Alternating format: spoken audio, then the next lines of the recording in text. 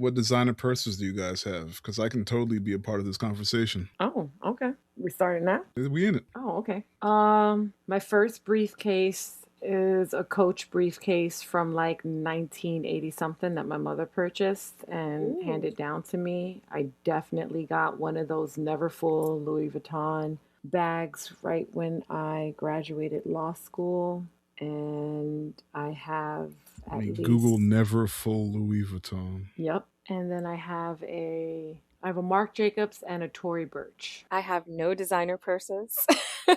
I just buy a lot of like purses from small businesses. Vixen by Michelin, Pitt. I think that store's closing soon. So La Femme and Noir is her current company. She made a Creature of the Black Lagoon bag. So I have a Gilman purse. And then I'm ordering the Sleepy Hollow pumpkin bag. And so I just have like I like where your head's bespoke at. purses. Yeah, no, I like where your head's at. I definitely have a okay. boba tea bag Oh, that's so cute. that I got at some random convention. And every 3 months, that Afroyola brand that pops up on Facebook that's got like the black woman with the afro, and it's like a black owned purse company. That one catches my eye every time, but I've never pulled the trigger on it. And I'm sure I murdered her business name, but it's something like Afroyola. It's cool, Dana. I'm going to put a word in with Brody to get you that Draca Dior purse. Yeah, because I actually have in my cart right now a Vampire Hunter kit purse, and it's from a shop called Beheaded. See, I have strange purse collection that I'm starting. Look, I'm not going to hold you. I don't have any purses. But the only reason I know these designers is because of cologne. Oh, yeah, makes sense. They did make me fancy, and I started getting some other stuff. I started with a wallet here and there. And then also, follow Denzel around, and he big time. Don't tell him. He won't be able to get his head through the doorway. He got the Coach Naruto wallet, and I was like, I want to be cool too. Anyway, thank you for joining us today. If this is your first time with us, we're the secret group of brown kids. Who are the secret group of brown kids? It's a secret, but you might be able to find us at the casual corner clearance bin picking out frumpy sweaters. I mean, speak for yourself. No, you're right. Dang. Said, not me, bitch. My name is Tiff Zilli, your host, and on this podcast, I make my friends watch movies with me and talk about their feelings. And on the panel today, introducing a new secret brown kid, fashionista, Danabelle. Hi. Hello. Returning editor-in-chief, Lola. Yay. What it do, peeps? And casual corner bargain bin, Kareem, who's not here because he has a headset that can't work. So he's here in spirit. And what better way to bring Kareem back than to just make fun of him for not being back? He's not going to listen to this episode. It's He fine. don't listen to this podcast. It's okay. I'm going to talk my shit. Kareem and I generally tend to share the same opinion, so I'll just be extra loud for the both of us. Well, at least your headset worked. So, and today's episode is The Devil Wears Prada. If you don't know what it's about, from 2006. With an aspiration to become a journalist, Andy, a smart but sensible young graduate, travels to New York. She starts working as an assistant to one of the city's biggest high fashion magazine editors, the cynical Miranda Priestley. And if you want to watch it with us, it's an old movie, everyone knows what it is, and it's not really anything you got to worry about spoilers for real. But if you want to watch it, it's currently streaming on Hulu, Disney Plus, and HBO Max. Did you know that the movie's actually based off of a book? And the book is written by a young lady who worked 1 year for Anna Wintour. I did not know that. Mm-hmm. Well, and for those that don't know, Anna Wintour is the chief editor and all things amazing when it comes to Vogue. Yep. And if you don't know Vogue, then you at least know the Met Gala, which is also her baby. I didn't know that was her baby. That explains why they had Miranda and Anna doing promo for the second movie recently. Mm-hmm. Yeah. Okay. And why this movie? Because part 2 is coming out in a couple weeks. And I'm shameless. So, trying to ride that wave. But I did see it before and I liked it. And so I said, hey, who else likes this movie? And y'all stepped up. Kareem did too, but he's not here. Pour one out for Kareem. Kareem is very excited about Devil Wears Prada too. He said he watches this movie once a month, I don't blame often him. with his mom. Mm-hmm. So he should be here. He should be. But he's not. So, and for new folks, they're like, who the hell is Kareem? Well. Anyway, directed by David Frankel, starring Anne Hathaway, Meryl Streep, Adrian Grenier. Did I say that right? I've been calling him Entourage for 20 years. And Stanley Tucci. Why is he billed higher than Stanley Tucci? Anyway, that bugs me. Writers, Aline Brosh McKenna, who I think did the screenplay, and Lauren Weisberger did the novel, right? Yes, and I think he was billed higher, like to your point, because it really came around that whole Entourage era, and I think that's right. up until that point, and for most of the movies that we've seen Stanley Tucci in, he always plays this like secondary character, even though he steals almost every scene that he's in. But he's one of those like unsung character actors that took a really long time for like people to like. Not even people, just to become like a household name, I guess. Kind of like Don Cheadle. Yeah. We're almost like, he's really good at becoming other people. Yeah. So. Very much so. But yes, to your point, it was based on Lauren Weisenberg's New York Times best-selling novel, The Devil Wears Prada. My signature scent is Prada. Luna Rocha Ocean. Fancy. Just thought you ought to know. And the budget, 35 to 41 million. I don't know why it's not an exact number, but 35 to 41 million. But the box office, a worldwide 326.7 million gross. Wow. So it definitely made its money back, huh? Mm-hmm. Nominated for 2 Oscars, including Best Leading Actress for Meryl Streep and costume design, which makes perfect sense for Patricia Field. And I'm not going to get into the rest of them, but it got 5 BAFTAs or nominations and 3 Golden Globe noms. I'm not sure if they got any of those, but it got nominated. So hey. And does this make sense to you? Rotten Tomatoes, audience 76, critics 75. You think that's too low? I'm not surprised by the critics at all. Yeah, the critics are kind of. I am a little surprised by the audience, but I feel like, if I'm being honest, that the ones that didn't give it like straight marks across the board are probably cis straight men that didn't care for it, didn't understand it. It's too much of a rom-com. It's too much of a feminine-centered storyline. I think that's it. And part of it also is it's 20 years old. And the older you get on Rotten Tomatoes, the closer the critics and the audience score gets. I noticed that a while ago. The older the movie, the closer the scores get. And it's been around like so long that you kind of get a little bit of everybody in there. Mm-hmm. Yeah. So it also, I mean, it makes sense because of when it came out, but it also lacks diversity. So there could be a little bit of that in there as well. That is true. Dang, I'm going to lose my black card. I didn't even realize there's no niggas in this movie. True. Just the friend. Yeah. Just the girlfriend. Her. And but she always such a plays small role. that. Yeah, she has like 3 lines. But she always plays somebody's friend. Yeah. Just a Shout friend. out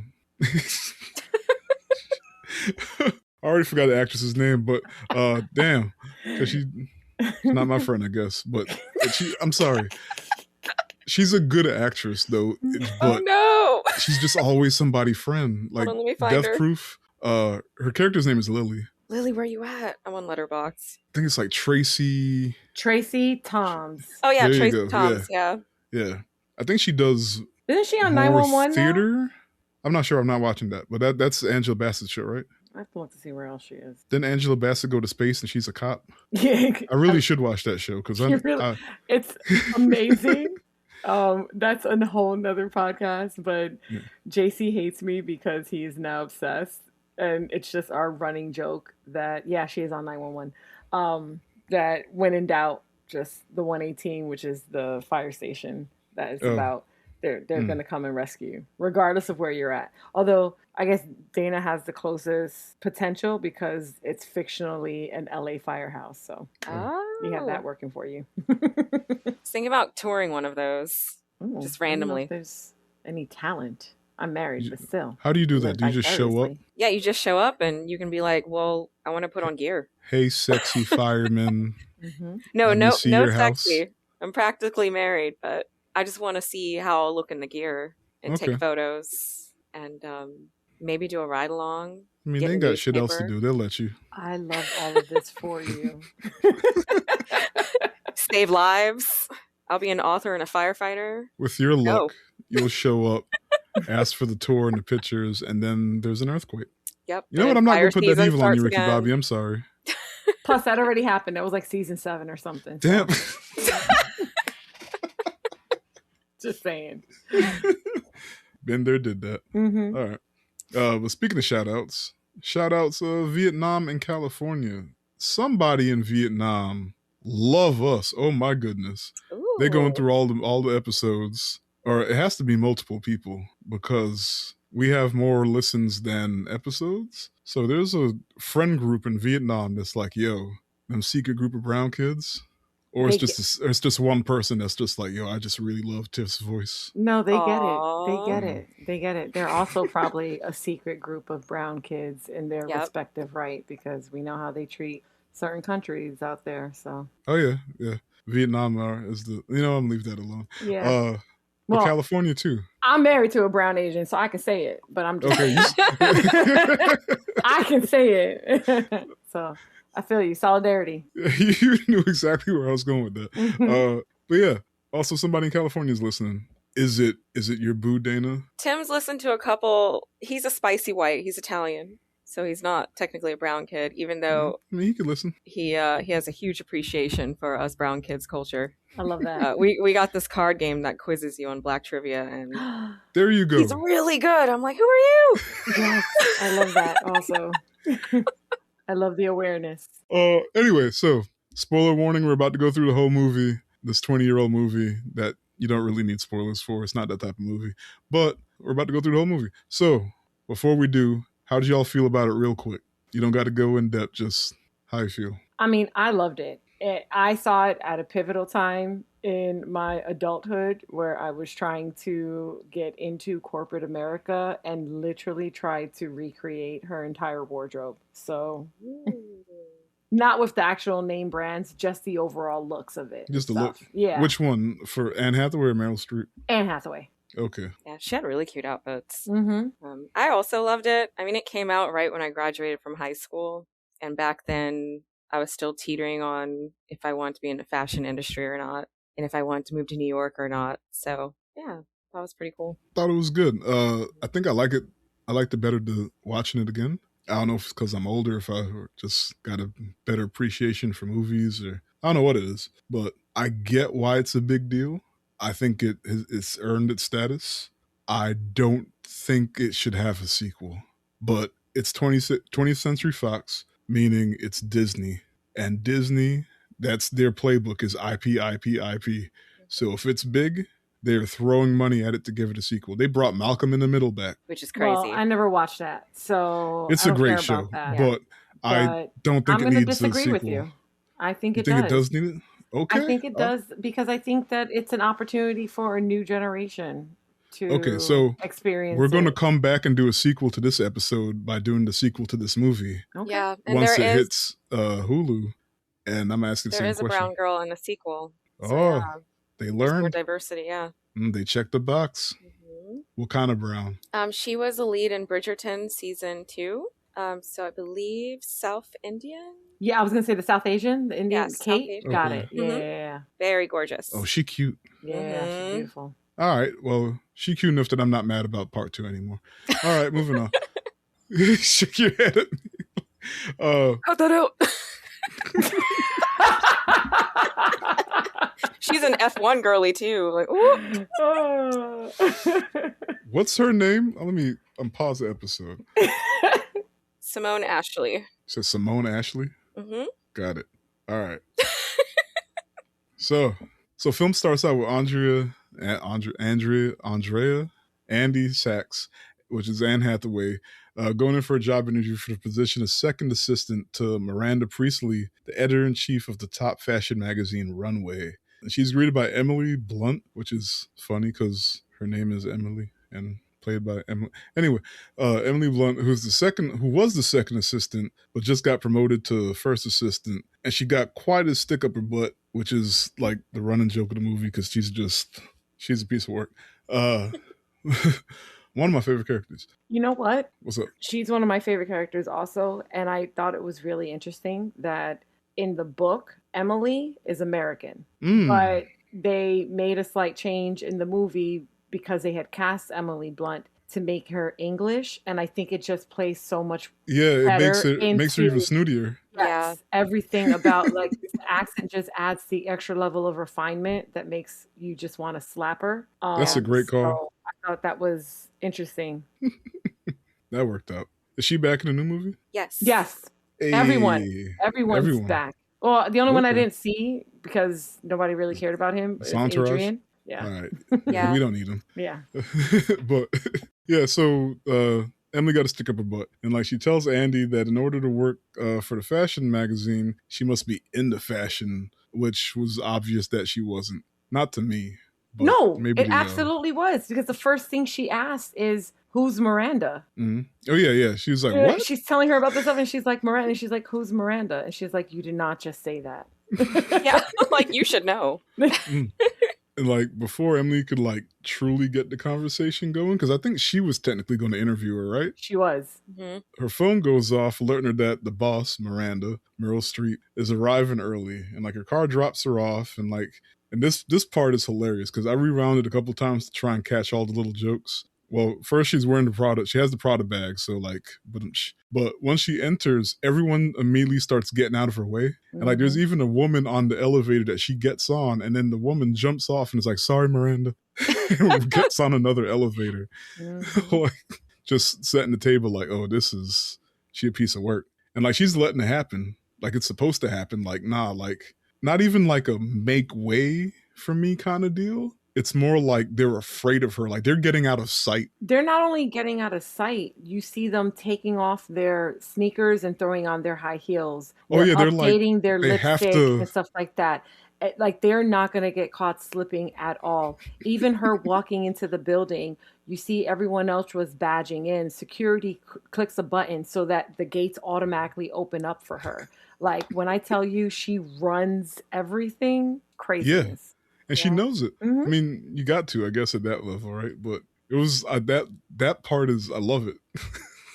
Because it's immediately, without even like, there's no, it's showing, not telling, right? Yep. So you don't even have anyone saying, she's this, she's that. You see it all happen in like 15 seconds. So love that part. Good writing right there. And like once she meets up with Emily, like you still see people like shuffling out the way in the back. Like she's already passed, but they're still like, yo, I gotta get the fuck out of here.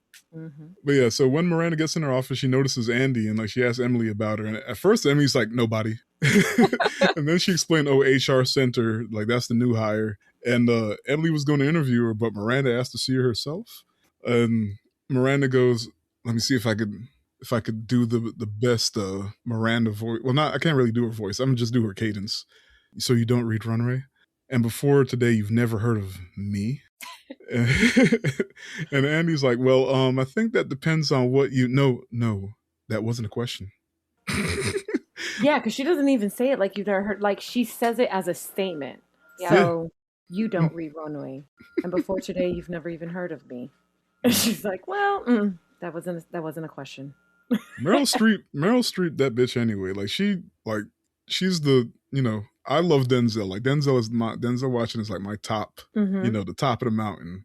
I guess Meryl Streep is the opposite side of that. I mean, Angela Bassett is. Let's be real, but white women wise, Well, Meryl when Streep. snark, absolutely, and she was Oh, yeah. actually the only person that they ever considered for Miranda. That's what's up. She was That's what's up. the one 'Cause I person they can't picture considered, anybody else. offered it to her. She took the role, and that was it. I'm gonna be honest, when I watched Death Becomes Her growing up, it's like one of my favorite movies, and then I saw her as Miranda, I feel like it was a good transition into that character, the way her character acts in the other movie. I've never seen it. Oh, you need to watch Is it worth an episode? it. Yeah. Oh, yeah. I also have not. I've heard of it, but I haven't had the pleasure of watching. It's when you see that, you'll probably see like, oh yeah, definitely I see why they picked her for Miranda. Okay. Yeah, And they were talking about when they had one of the first read throughs that everyone in the room expected that she was going to read her lines like very loud, very Oh, commanding. nah. And she Nah, that's didn't. the beauty of it. Yeah, she read She it in a almost very whispers the whole. low whisper tone. And they said she immediately stepped into the role of Miranda because subconsciously everyone around the table had to lean in to Yeah, hear her say what she was saying. And Yep. that was the basis of she is the center of everyone's universe, everyone's orbit around they have to her. focus on her. Mm-hmm. Yeah. But the other thing is, it's not just that she whispers, but still is commanding. It's her look, like how she looks at everybody, like you ain't shit while she's whispering to you. Like, and then the way the she's never looking into the camera, obviously, but like as she like breaks down Andy, like I feel like I'm getting read too. Mm-hmm. Like, Yeah. Yeah, she has love it. amazing reads. But yeah, so after she says that shit to Andy, like she's just like, okay, I knew I didn't get the job, so she's on her way out, and then Emily pops up and tells her that she got the job in the lobby. Much of everyone's surprised, but Mm-hmm. that's some wild stuff because I would have thought I didn't get it either. Because she knew that's all she said Yeah, was, that's "Oh, all you she don't know said to me." her. Well, no, but remember, she like spoke up for herself. That's And true. that's what caught her attention, is that any other person would have probably heard that and left, but she stopped, she turned around and she said, I'm a fast Oh, learner, I'm this, I'm that, whatever. But you know what? Thank you for your time. And that no one had stood up to her because as you see, everyone mhm. is afraid of her. They've all run, to get out of her way to not cause any friction. And here you have someone who should be the most afraid because they're trying to get a job. They're in the most vulnerable position. And she had just enough like Oh, she saw. gumption to be able to Yeah. like say, well, you know what? Just so you know, like I am a fast learner, but thank you anyways. Do you Yeah. think now I'm getting way ahead of ourselves? But do you think she saw like herself in her, or it's like this is what you need to make it in this industry kind of deal, like right away? Definitely. Definitely.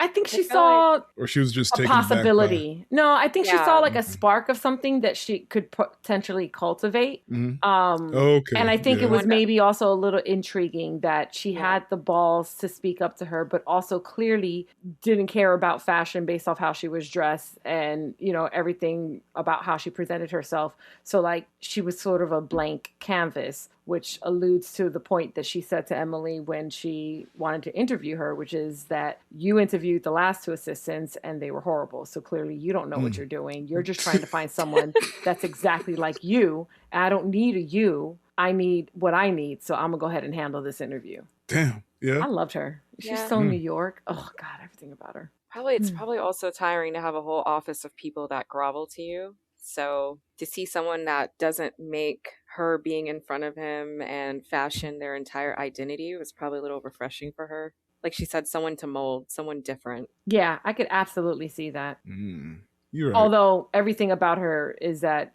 she does not necessarily want you to grovel, but she only expects the word yes to come out of your mouth. Like no Yeah. is never an option, but not Yeah. in the same way that we think of like surrounding yourself by yes people. It's not that she needs someone to tell her whether or not she's making a decision. The decision's made. She just needs you to actually make that happen. Yep. Yeah, all right. So next we meet the friend group. Kareem said he had a lot to say about this, but he's not here. We meet the friend group in a quick bar scene where they talk about Andy's new job, and she's just planning to use it as a stepping stone, right? And they toast to jobs that pay the rent. I felt that. And the next day, Andy's woken up early by Emily to get coffee for Miranda and get to work. Eventually, she gets there, but like late, and like of course Miranda notices. And Emily briefly gives Andy instructions on like what she's actually supposed to do. And she says, "Don't forget, you and I have totally different jobs. You get the coffee and run errands. I'm in charge of her schedule, her appointments, and expenses. Most importantly, I get to go with her to Paris for Fashion Week in the fall." And Wow. like that's her whole thing is getting to Paris. Emily in Paris. But also she's she was assistant number 2. Yeah, So she got promoted. It's like, even though she says it in the most snarky, you ain't shit type of way, I also understood, like, we don't know how long she was assistant number 2. How many years did she have to get the coffee, run the errands, and answer the phone? And so, Yep. like, there's an underlying sense of like pure excitement and joy for the possibility of finally having showed up enough to be able to be the number 1 assistant and be able to accompany her on such an important trip. Yeah. I thought it was funny when she was like, "You can't leave this desk," and she was like, "What if I have to use the bathroom?" And she was like, Miranda missed a call once from Donatella, and then she had to get on a 16-hour flight. Like, you're basically like, you don't leave this desk. You have to man the desk. At all times. Everything in the beginning of that movie is all setting us up for how unqualified Andy is and how little she knows about fashion. Because even though we just kind of skimmed over it, like the friend group made it very clear. She even says, how is it that you know about this person and I didn't, to her friend, just because he happens to be a man. He's gay, Doug. but he's a man. And he's like, because I'm an actual girl. But, you know, between that and between that scene where she's getting told what she has to do, and the first time she answers the phone and she asks them how to spell Gabbana. Gabbana? Oh my gosh. Yeah, I forgot about. She gets hung up on. So how do I spell Gabbana? Click. Hello? Oh, man. Ooh. So Stanley Tucci, who plays Nigel, like, he comes up to Andy's desk and, like, Miranda starts calling for Emily. And he's just like, she means you, by the way. So Andy goes in and she's like, oh, my name is Andy. Andrea, Andy. And Meryl Streep could not give less of a shit. Mind you, she's doing it on purpose. Like, it's almost like... No, her face was like, the audacity of you to even attempt to correct me. Like, I said what I said. I didn't write it down, but after she walks out, she says something like the sheer gall of, or something like that. You hear her mumble like to the people in the room. It's like, how dare her? Yeah, the audacity. Emily comes back in like just in time to like pick up the pieces after Miranda breaks Andy, and like Andy's trying to tell her everything, all the notes that Miranda gave her, and she said you pick up 5, or she picked up 10 or 15 skirts from Calvin Klein. And she was like, what kind of skirts? And she's like, well, I asked her. She said, you asked her? You never asked Miranda anything. What? But like, that's part of the, like, I don't know. I watched that part like 4 times. Have you ever worked for someone like this? You don't. You just don't. You have to make it work.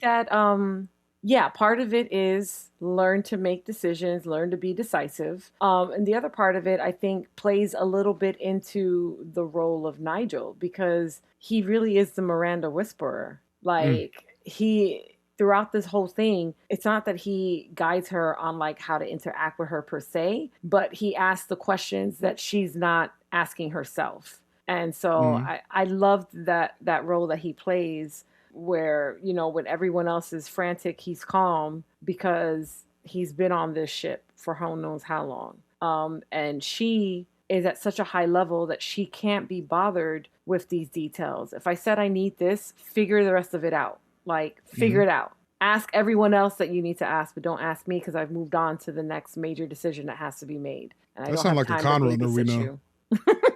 Let's get restarted, okay?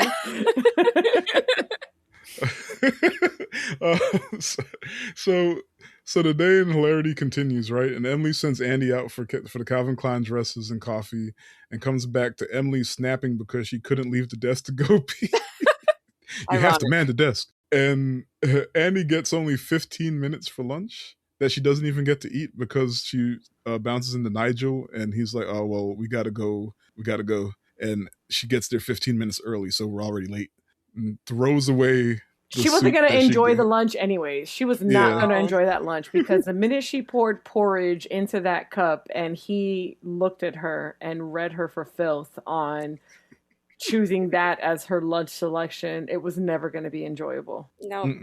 And then, this is my favorite part of the whole movie. And then Nigel makes sure Andy gets to the run through, right? On time. And we get this great scene with Miranda absolutely destroying Andy for laughing at 2 similar belts. Like, this, one of the editors or whoever holds up 2 turquoise belts, and like Andy laughs and everybody hears her kind of laugh. and they look at her, and Miranda, oh my God.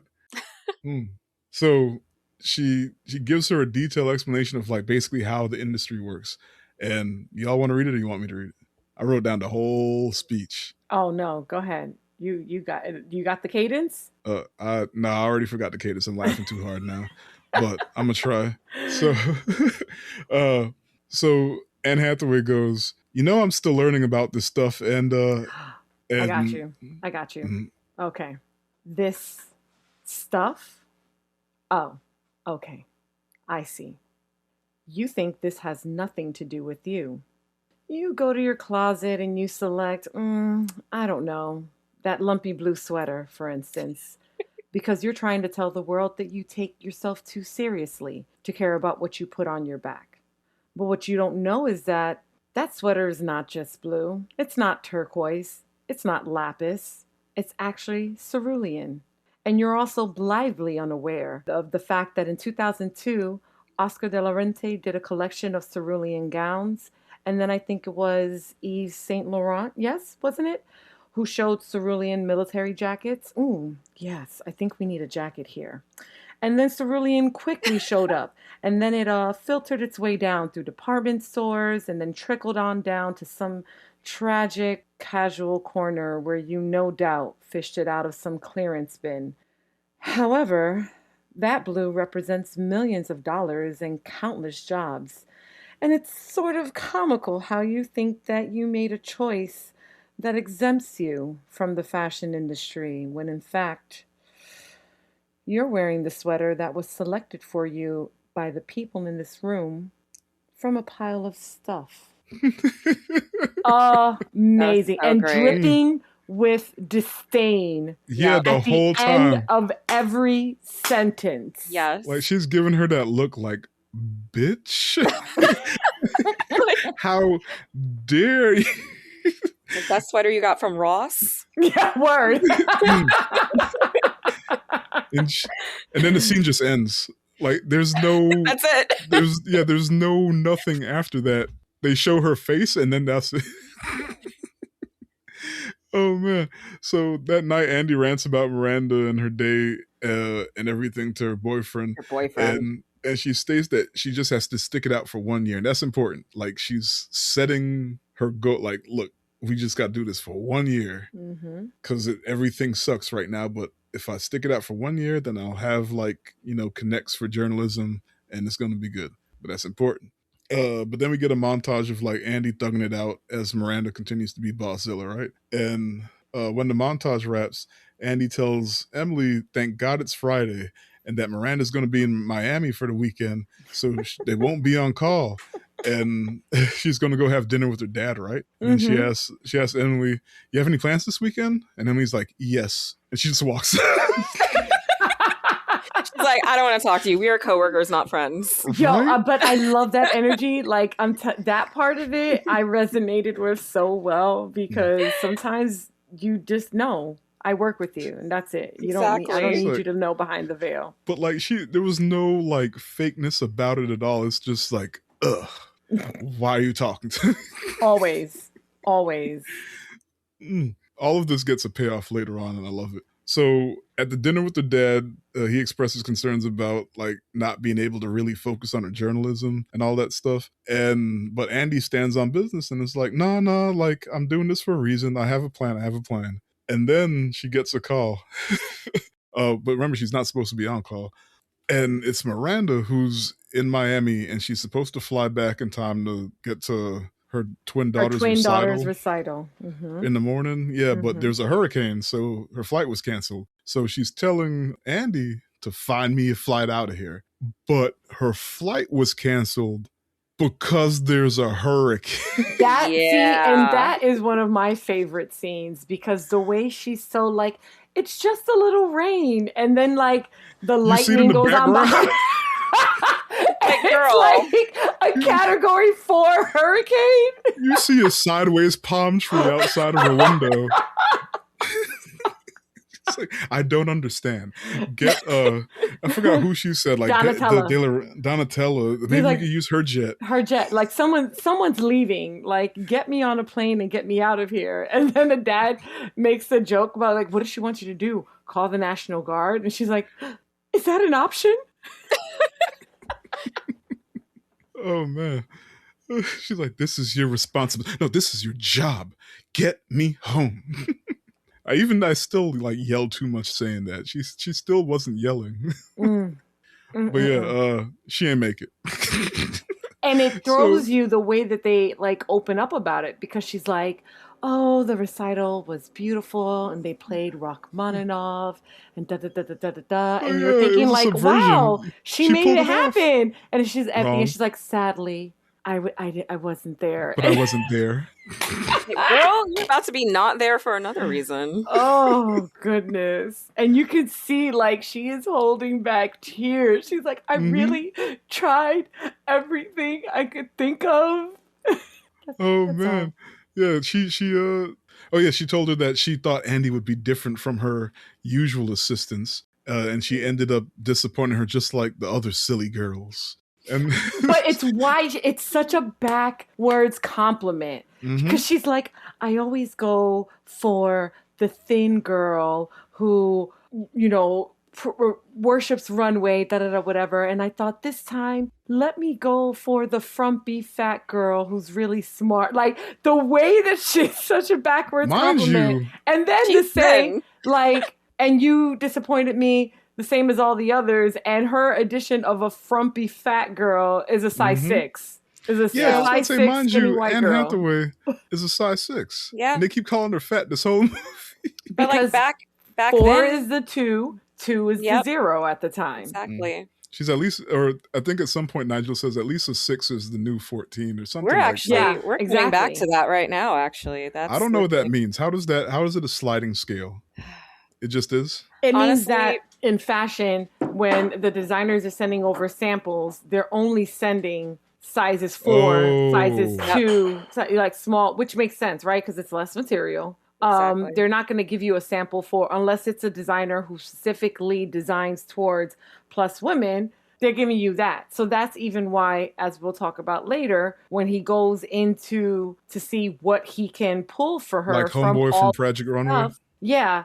He was like, you're going to have to get what you take what you can get, because you're a size 6 and a size 6 might as well be a 14 because all we carry are these sizes, and you're going to try to squeeze yourself into that with some cellophane and some fishing wire. See, my dumbass thought they meant like literal, like the sizes were changing as opposed to... Okay. This was before like brands got more inclusive too, so. But it's still like that with like bridal gowns. So you could be a size 6 in a regular dress and it's a size 12 in a bridal gown. Like, it's so wild. That, to your point, is like a difference of like trying to order something from Asia, and I know I'm gonna have to order like a 2XL, 2 sizes just to make it sound like it's an actual large, because they're all stick skinny and like 5 foot under. So, and when you ask a woman like, what's your size, and she goes, well, it depends on the store. Yeah.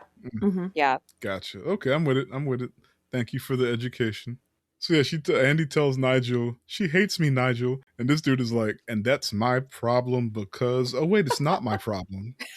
Oh, I love him. So now Nigel challenges her to quit because there's going to be another girl to take her job in 5 minutes.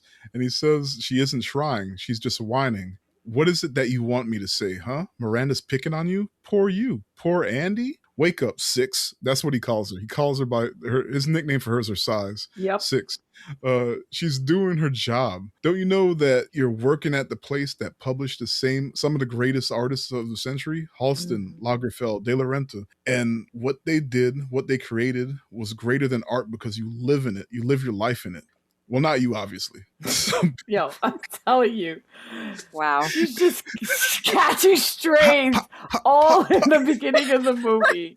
She didn't cry enough for me, because I would have been in shambles in a closet somewhere. Look, and the thing, you know what gets me is it's one thing for like Emily, Miranda, and Nigel and all of them to be shitting on her, right? It's that her friend group they're shitty too. Let's talk about the Friends. Wait. Give me. We're almost there because it's the part because that I love really that pisses line. me off. What you're about to say. I love this line. Oh, what am I about to say? You're about to say, you have no idea how many legends have walked these halls. And what's worse, you don't care. Because this place where so many people would die to work, you only deign to work. Man, when he dropped that line, I was like, gospel, talk about it. And, and then you want to know. And then you want to know why she doesn't kiss you on the forehead and give you a gold star on your homework at the end of the day. Wake up, sweetheart. That at the end, just that line alone, where so many people would die to work, you only deign to work, was like the light bulb went off. Like, you've never even given yourself a chance. Exactly. As you said, she already had it in her mind, I just got to stick this out for 1 year. So she never even fully committed to actually trying to be good at this. She was just trying to survive. She was just surviving. Yeah. Just a paycheck. Yeah. Jobs that pay the rent. That's not super relevant for a lot of us anymore, but 2006. Hang in there.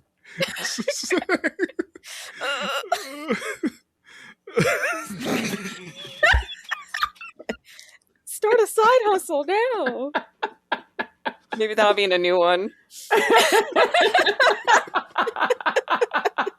She sells feet on the side. The Devil Wears Prada socks. She's about to have her spinoff in Balenciaga. Oh my god. Oh man. And that's when she decides. Yeah, that's when she decides. You know what? You're right. She's gonna step it up. Yeah, she's gonna step it up, and the best way to do it is take advantage of all the resources she has right there in the building, starting with Nigel and the makeover. It's funny because he reluctantly does it, but not really reluctantly. Like, he's excited, but at the same time, like, 1,000%. You want me to do what? I'm gonna do it, but you want me to? Yeah. Come on. Well, because he doesn't need any additional work, but also it's probably been killing him every time he's had to see her day in and day out. Exactly. You remember that part that he literally calls her, who's the first time we see him, he says, "Who is that sad little woman?" or something. Well, and then the time that she comes in and she's wearing the clunky Mary Jane slip-on mule-looking shoes, and Miranda looks her up and down and looks at her feet, and then she runs, kicks them off, and throws on the heels. Like, come on, he was dying to get her made over. He walked up and was like 8.5. Yep. And she's like, "Oh no, Miranda hired me. She knows what I look like." He's like, "Do you?" Oh my god! But we knew it. We knew it. He even in that speech, he's talking about how Runway was like a guiding light to a young man, hiding under his blanket with a flashlight, reading the latest, episode or volume of Runway. So he was dying to do this. Oh man. But yeah, so next we get Emily and Serena, I think Serena's the old assistant, the old number one, and when Emily was number two. Is that what you got? I just thought she was a co-worker there. It was really fast, and it was like one sentence, but I think she pointed out that Serena was the old number one, and she got promoted. So Serena still comes back to talk to Emily. I could be wrong. I've seen this movie a million times, and I don't know that I ever got that indication. I just got that she was like, "Oh, is this the one you were telling me about?" Like, they just talked about her. They were talking Is Serena the one that jumped? Huh? Yeah, like they were talking about her. Is Serena the one that jumped out of the elevator in the beginning? I can't tell. All the white women look alike to me. So Giselle, the model, is Tom Brady's. Yeah, I think she's the one that comes out of the elevator in the beginning, and I don't think she plays Serena, but I could be wrong. She's not Serena.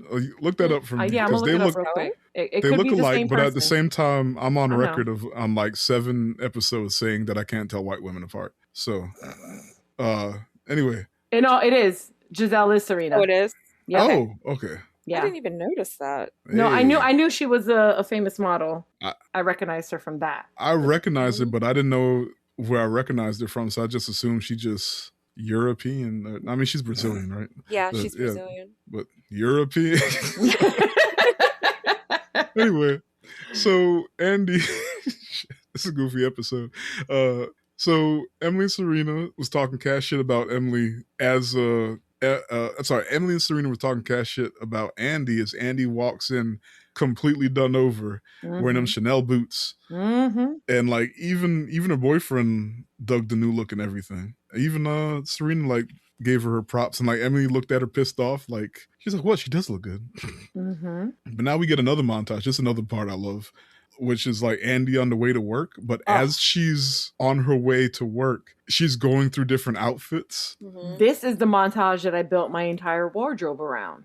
You could literally, like, this was back when Pinterest was first coming out, and I used to Pinterest Devil Wears Prada outfits, and then they would show like screen stills of her in all of these different outfits, and I used that to build an entire board and then figure out what the individual pieces were. And I was like, all right, bet. So I need like a copper beanie to go with some like riding boots and a black peacoat, and I need this and I need that. Like I literally went through all of her different outfits and tried to find pieces of it that I wanted to incorporate into a formal corporate wardrobe. Loved it. Nice. Okay, fancy. Right?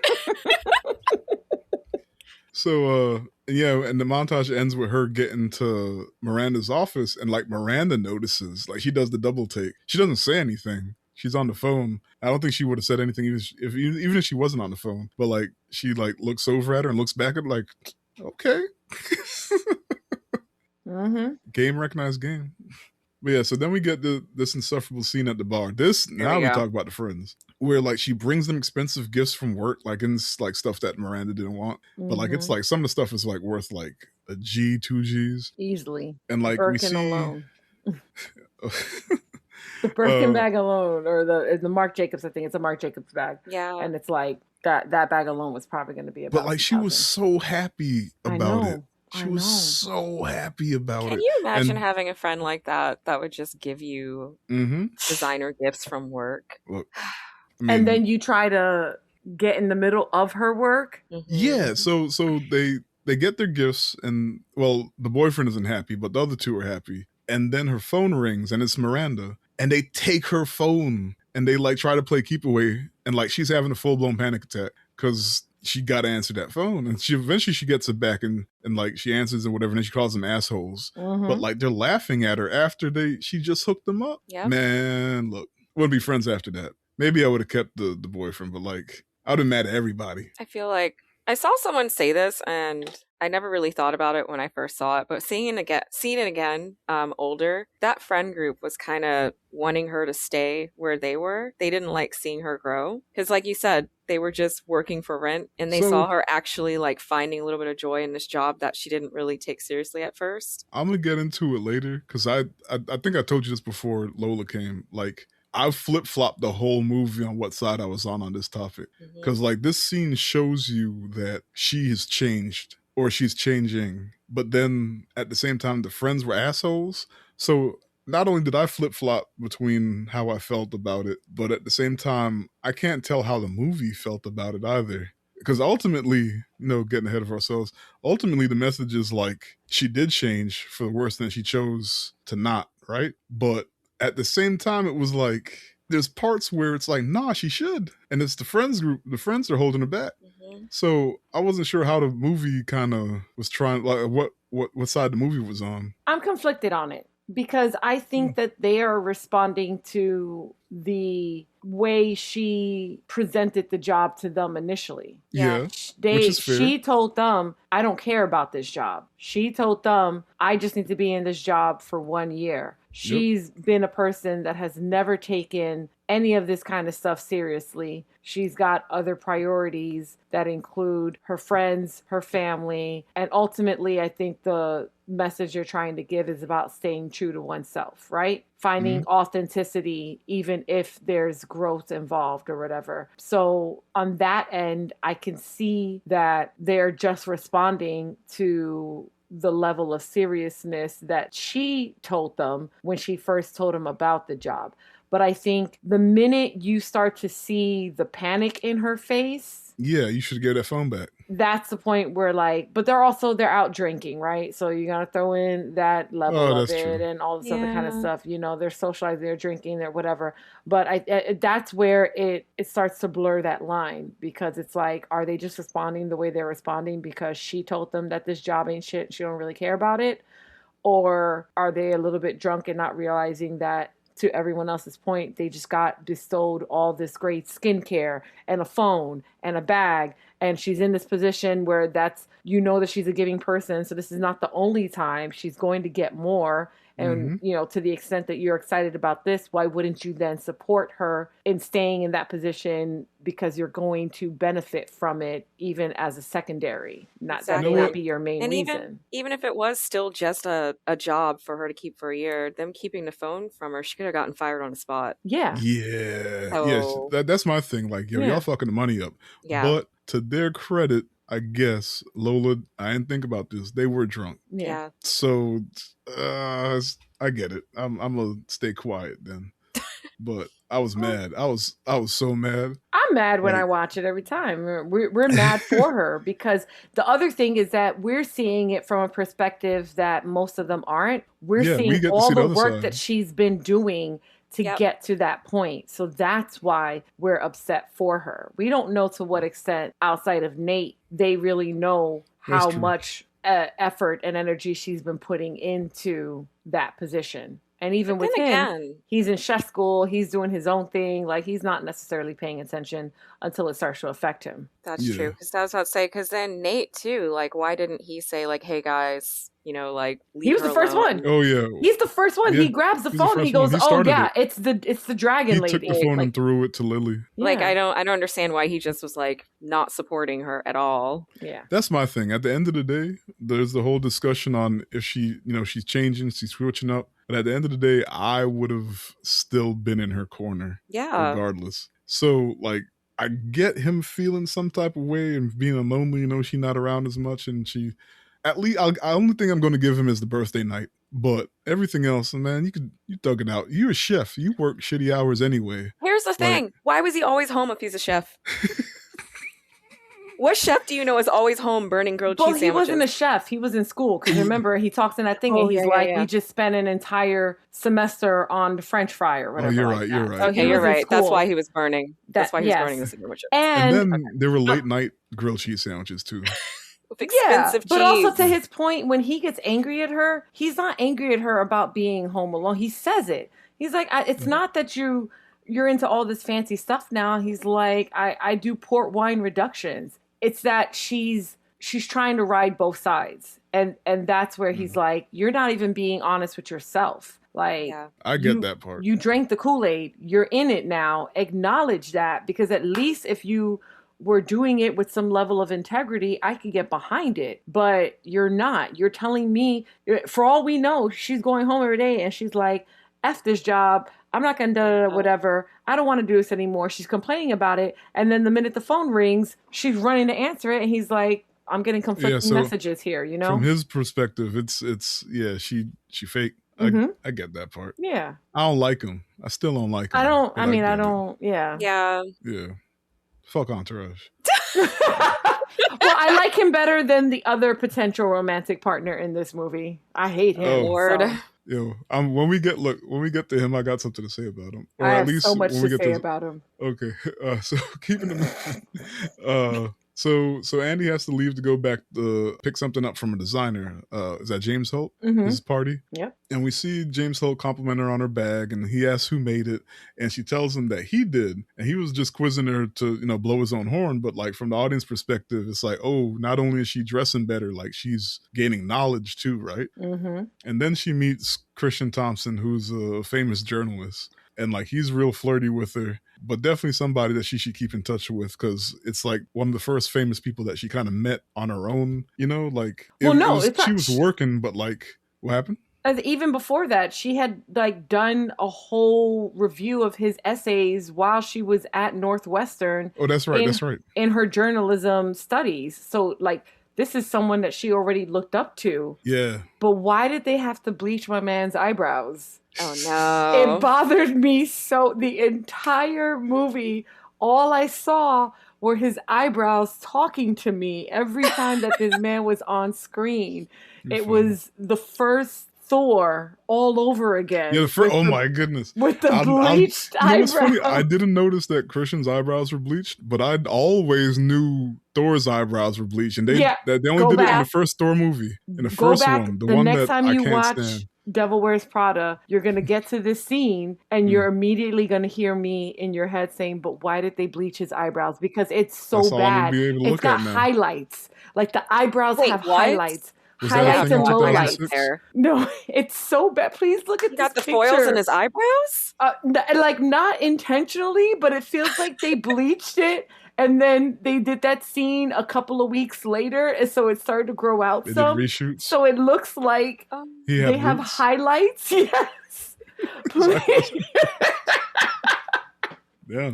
Please look at his eyebrows. But real quick, having grown up in New York and never having had exposure to an industry party like that James Holt party setup, that shit was so fun to look at. Like, I don't know if it's real or not, but in my mind, I think there really are parties like that in places like Tribeca where you could literally just put, like, if you know where you're going, there wasn't no one standing at the door with a list. She literally just walked in, asked somebody for the main guy, and they pointed him out. Like, I thought that was cool. I always had a little bit of like, oh, I wonder what that's like. I just Googled his eyebrows.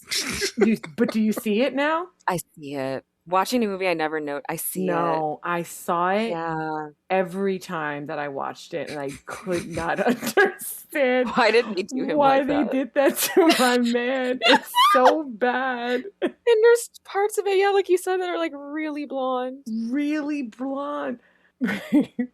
I'm so sorry, Christian. You put it up to Look at this. She put it up to the camera. And look at the face he's making. But look at his eyebrows. Why are they Does he know? It fits the character. It matches his hair.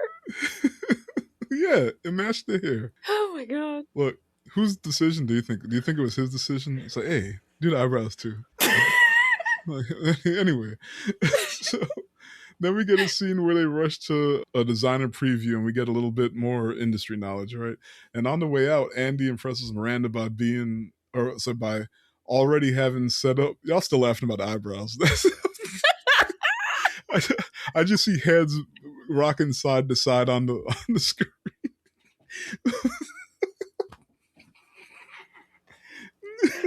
Lola muted herself because she's still. I'm crying. Okay, I'm gonna compose myself. Keep laughing. I'm gonna go just to the not store. look at y'all so I don't laugh. I'm gonna go to the store and see a Just for Men dye kit and just start crying.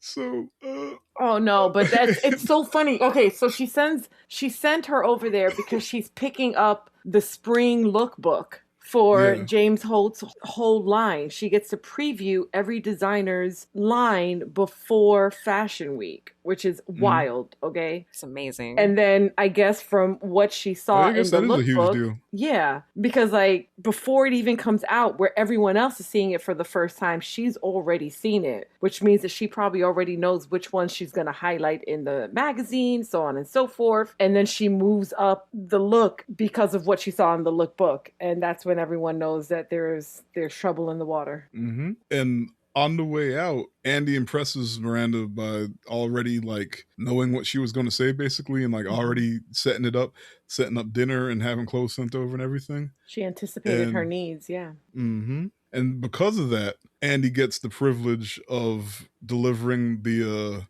book, not the lookbook, but it's like the working copy book that she works out of, the mock-up book for the their magazine to her house every night. But it's a big deal because like Miranda don't want just anybody in her house. Like in the beginning, Emily says she has to make sure that Andy isn't psycho first. So until then, Emily was going to keep doing delivering the book. But then on her first go, Andy messes up. She's not supposed to go upstairs when she goes. She's just supposed to stay downstairs and like I think she's supposed to set it down or wait till she comes or something like that. No, but then she looks up the instructions are so that's what makes it so funny because the instructions are so complicated.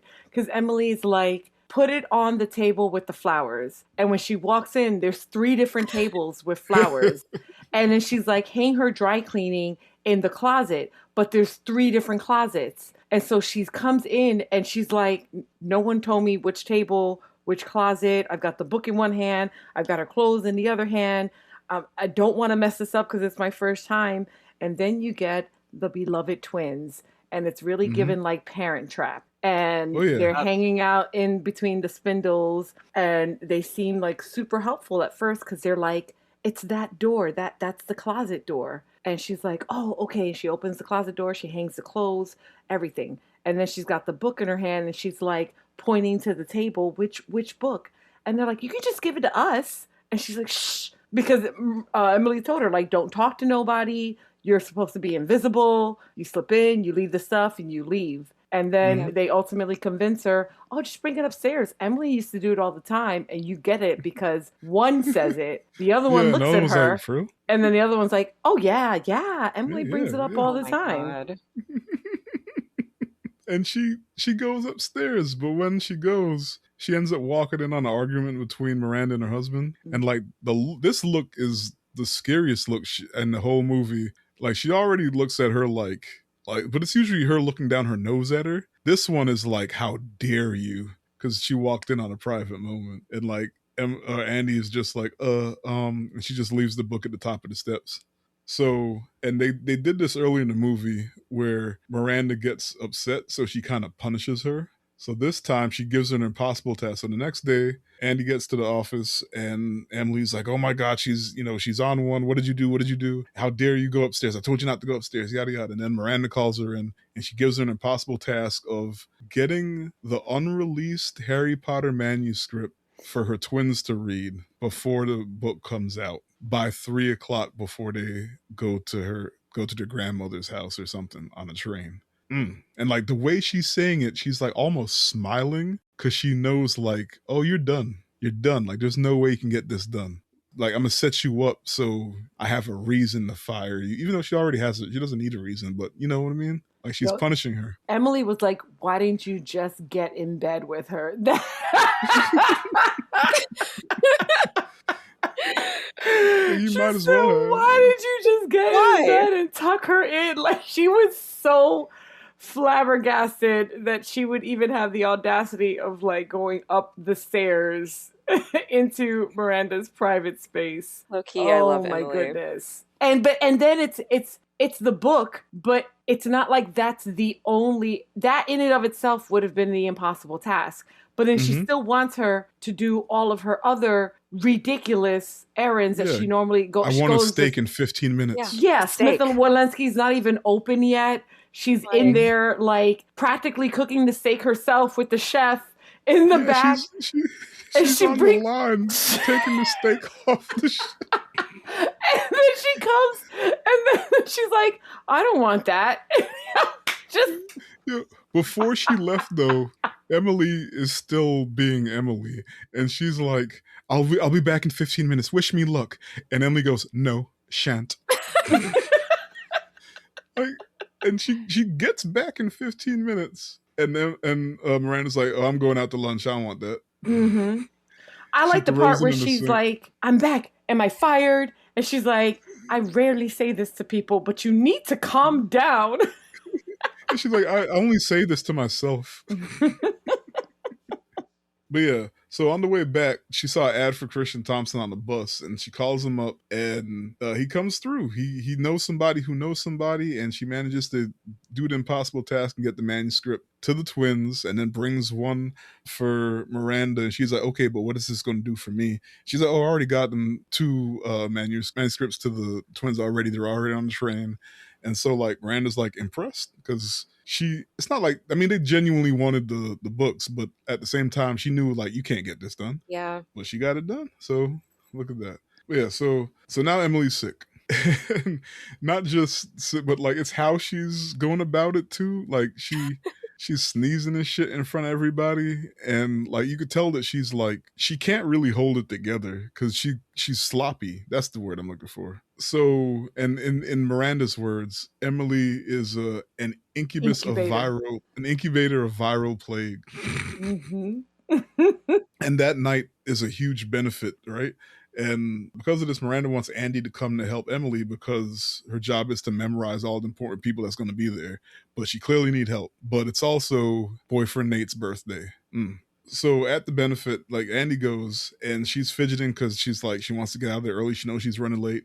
And Andy comes in clutch with some important person, remembering their name and the woman he replaced his wife with and everything. And like Emily's happy because she also saved her, right? But because of all this, Andy doesn't get back in time for the birthday dinner. In fact, she gets back to the apartment and he's just sitting there sad. And he's like, I'm going to bed. So many things. So first, here we go. One of the most iconic lines when we first see that Emily is super sick is when Miranda's in the room with all the other like editors and stuff like that, and they're talking about the spring book, and they're like, what are your thoughts? And she was like, I was thinking about doing something with florals. And she's like, florals for spring? Groundbreaking. It's such a it is such an iconic line. Such an iconic line. But she's, walking around trying to grab papers and pass out documents, and she's sniffling and like just a whole mess. And then when she calls her in to tell her that I'm going to need you for that night, Emily drops off these 2 ridiculously large binders that she's been studying for weeks. With the names and the faces and little mini blurb about each person. So it's Andy having to learn all of that information in the matter of hours, if that she's been looking for weeks, and still somehow being able to remember Rebecca's name at the clear moment where Emily's mind just went blank and she cannot remember for the life of her the wife of this person's name. And I think that's also another thing, right? Like, as far as everyone else is concerned, Miranda knows each person by first name. Yeah. And I thought that was really like, she's so important, but somehow for everyone else, they feel like they're important because she knows them by first name, but she really doesn't. She just has people that memorized everyone that can feed her the information. And like, I need one of those in my life. Can I have somebody that just walks around and feeds me information so I sound and look extremely smart and knowledgeable? Because that was that great. Guy for somebody. Uh-oh. We're not. That's the second joke I've made. I'm not. Yes. I'm But the way that I'm not bitter. The way that my man's at the end when she comes home with the cupcake and the candle, and he's like, I'm going to go to sleep, and then turns around and is like, by the way, you look really pretty tonight. Like, oh my, I want to slap him. I want to choke him out. I want to punch him in that exact moment. Why'd you go take your ass to sleep anyway? He waited on the couch just for her to get home to tell her he's going to sleep. Just to throw a temper tantrum. Just to be like, and now I'm going to go to sleep. Oh, but you looked really pretty for everyone else but me. Like, look, if you don't grow the fuck up and take her out of that dress. I was mad, but at the same time, like, I said, okay, it's his birthday. He could have one. That's the one I'll let him have. It's my birthday. No, he's wrong. If I want to. He's wrong. He's wrong. I'm just saying I'm giving him the one for the whole movie. It's not like she missed it for like a dumb reason. I mean, she kind of had to do it's her job. Oh, yeah, it's her job. I get it. It's her job. They could have just been like, been mad. Let's just do something else another day. Like, also, it's just a dinner. How old are you? Like 20 something? Was this a milestone dinner? Did you like? Did they go to Chuck E. Cheese? Yeah, like what are we doing right now? Like, this wasn't one of those major ones. You're clearly older than 21. You're not quite 40. So, like, what are we doing? There's nothing important the same between folks those. that they hang out with anyway. Exactly. Ridiculous. They probably went to the same bar. Yep. I was just saying, that's the one I'll give him. I wouldn't have acted that way, but I'll just let him have that. It's your birthday, take it. Shit. But you're right. He's still being a bitch about it. So then we get Andy goes to drop the book off to Miranda one night, and she goes, Paris is the most important week of my entire year. I need the best possible team with me. That no longer includes Emily. And like, Andy's taken aback by this, and she says she can't do it because Emily's whole life is getting to Paris and she hasn't eaten in weeks, which is true. She said I forgot what she said. She said whenever she gets hungry, flew away from her ideal size. weight. And whenever she gets hungry, she eats a cube of cheese. A single cube of Yep. A cheese. single cube of cheese. But that's also why that cold was running Yeah. ramshot on her body. Because Because she was her weak. body was weak. She was not fueling her immune system because she was trying to get to her goal weight for Paris. Poor It's never Emily. been that serious. But It's never It's been before that serious. GLP-1s. It could have been so simple. what'd you say, Dana? GLP-1, she wouldn't have had to starve Oh, herself. this is before Ozempic. This is You think before Ozempic's Roe. going to be a thing in the second movie? She's eating almonds. What Missy Elliott say? I heard that bitch eat one cracker a day. But yeah, so she tries to like defend Emily, but Miranda tells her she must not be serious about the future of her career at Runway or any other publication, kind of implying like I'm gonna ruin you if you back out on this. Or did you think that, or am I reading too much into that? No, that's exactly what it is, and it comes full circle to her mentality, which is I just need to be here for 1 year, and it's going to open up the doors to all these other publications. So in the same way that not only are the employees that work at Runway afraid of Miranda, but her reach goes beyond Runway to all these other publications. So now she's hanging her entire future over her head, which we've already learned from her dinner with her dad. She was accepted into Northwestern Law School or some version of law school and opted not to go that route and decided to stick with her journalism. So I didn't even catch that. Everything is right. Oh, it's that the lawyer in me caught the lawyer reference. So everything is writing on this decision that she made to go journalistic and then to start at Runway of all places. I got you. So Andy mulls it over, and the next day, without actually saying anything, Miranda understands that she made her choice because she's there, I guess. And she told her not to show up. Yeah. Oh, you're right. You're right. Don't show up if So, but she showed up. So Miranda puts her coat and bag on Emily's desk, meaning that Emily is now the number 2. And Andy's the number 1. Oof. But then she thought she just had to decide if she was gonna go or not. That morning, Miranda's like, "Oh, make sure you tell Emily. Do it now." Oh, this shit. Like she thought Miranda was gonna tell her, "Hey, I've decided not to go with you." Nope. No. And I almost skipped over this part. This part's crazy.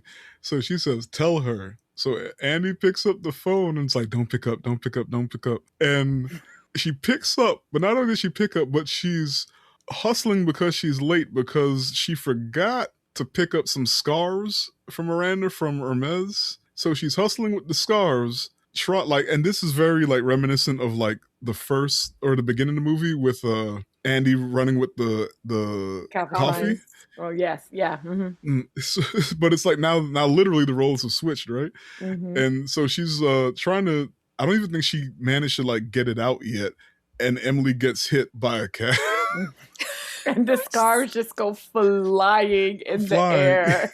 It's beautifully artistic. I already felt bad for her, even though she's not really a villain, but she ain't she's worked really hard, She doesn't. Yeah. But she's definitely like the anti-hero or something in that. Yeah, because she be shitting on her. Mm-hmm. So like, I'm not rooting for her, but at the same time, I felt bad because it's like, and then it got worse. Like, think about Emily. Like, imagine someone comes into your job where you've been busting your ass for years and they don't take it seriously, obviously. Oh, she literally says that, yeah. Yeah, and then they somehow get ahead of you. And so in Emily's head, Andy still doesn't really care whether she gets, far or not. So that's what happens after this. Andy's in the hospital with Emily because she just broke the news to her in the hospital. and Emily's going off. She's like, "You didn't even want this." It's all the stuff you were just saying. And like one of the funniest lines is she's like, "You don't deserve this. You eat carbs for Christ's sake," as she's shoving a roll in her mouth. A roll and some like chocolate pudding. But also like this part I don't understand because yes, she had already made the decision, but Emily also had an accident at that point. Yeah. So even if she had not if that had never come up, she still would have had that accident. That accident didn't happen because she, maybe because she's distracted because she's on the phone, but really like she was running, she was hustling, like Yeah, you she was said, running bustling, ragged. right? Yeah. And so if she had had the accident and that decision hadn't come up, that decision was going to be made naturally afterwards because she wasn't about to show up to Paris with a whole cast on her leg. Exactly. So They try to make it look like Andy's fault, but yeah. Emily wasn't paying attention. I'm sorry. I think it's Andy's fault. I don't, because they have somebody else called Emily because she was already running behind and like running around. Yeah, and she did. I mean, she did run into traffic. Mm-hmm. But she was distracted because she was on the phone, I guess, and maybe thought that the reason that Andy was calling her was because Miranda was already pissed that she wasn't, and she had been she caught was already slipping. panicking. Yeah, with the whole, the gala, She forgetting straight the up said she lady's forgot name. to get the scarves the day before. Mm-hmm. So yeah, well, dang, got to be more careful. So now we see Andy out with her friends, minus Nate, the boyfriend at first, right? Mm-hmm. And they're at an art show, and then she ends up by herself, and Christian Thompson pops up, and he makes a pass at her, and she turns him down, but he kisses her on the cheek, and she blushes, and her friend Lily sees it, and then she storms off mad. And then Nate pops up. I don't know if he just got there, if he was there the whole time or what, but he pops up and he accuses her of changing to the point where they have nothing in common anymore. To which Andy responds, well, maybe they should take a break. And like, as Nate walks away, she calls out to him and her phone rings. And like, Nate yells back. So, if you're wondering, the person whose call you always take is the person you're in a relationship with. Yep. And it's like, ugh. I mean, he's not wrong. My name's Andy. My name's Nate, and my birthday, and my girlfriend, she has important things to do, and she can't eat sandwiches with me every night. Sorry. I mean, I definitely don't like him, but I also, it's one of those areas where like, I kind of get it a little bit because she snapped at him when he just asked her a question like, hey, I thought Paris was like a big deal for Emily. Yeah. And she snapped at him really from out of her own guilt for knowing that she took this position that she knew was a big deal. And the only reason he would have known that is if she wasn't already saying that to him a bunch of times. So all he's doing is confirming what she said, and then she turns around and snaps at him. And then that's where he's like, listen, like, go to fucking Paris. Just say you want it, though. Stop acting like you're the victim in this. Stop acting like, take accountability for the fact that you made that choice. And so that's where I'm like, I kind of get it. I don't care about his delivery was kind of ish. That line that like turned back and like, just in case you were wondering, like that, like, grow up, find a better delivery. It's the hair. It's the hair. It was all the hair. sassiness. Yeah. It's in the hair. He said it's the hair. Yeah. But the message, what was behind the message, I get, and that's why it makes it so conflicting, because it's the same thing that we're getting from the friend group. Is this weird, like, we get the message, but your delivery sucks. Yeah.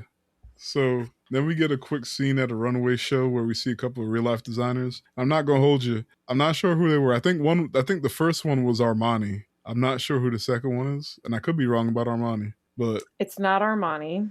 Yeah, no, I know this one because I knew him when I saw it, but also I read a really interesting trivia fact about it, and it had to do with like everyone being afraid of like pushback from Anna Wintour. So only Valentino, that's who it is. Only Valentino, who had designed the black gown that Meryl Streep wears in the museum benefit scene, which is the scene that you're referring to, chose to make an actual appearance. And then the one prominent supermodel being Giselle, who signed on only if she was not going to be playing a model. So that's why she's got that small role as Serena. But the idea behind it was that there was this fear of legendary Vogue editor Anna Wintour casting a shadow over pre-production, and the studio went out to multiple designers, but all of them refused to appear in the film. So like real life Miranda casting a shadow over the production? Yes. Wow. Yes. That's hilarious. Because people were afraid that she would take it as a personal reflection of her, and that they're co-signing this parody or this movie that's mocking her. And because she is Vogue editor and Met Gala, all things Met Gala, they were like, yeah, nah, I'm not trying to piss her off. I'm trying to make sure that my model gets featured on the cover of Vogue next month. So but Valentina was like, listen, I know my worth. All right. I'm European in the first place. So I get to be in a movie. Word. That's a dope piece of trivia. So Christian pops up and flirts, and then this is when he finds out that Andy's now single. He wiggled those blonde eyebrows. Oh my god, I hate it. That whole scene where he's like spitting these like disgusting, cheesy one-liners. So look, I'm not gonna hold you. I'm not gonna hold you. No, I wrote some of them down. Stop. Of course you did. Of course you did. Of course, burn them. I was like, damn, they spit fire. It was not fire. Target audience reached. You and one other guy wrote this down. What was that line about Paris? Oh, and Paris is my home? Oh, God, I'm going to kill him with this one. I hate it. I hate it. Well, just going to work on somebody. Watch, and I'm going to tell y'all. Okay. Oui. What did you say? Oui. Oh. Bonjour. Ananas and pardon. Just gonna walk up to a girl and go croissant.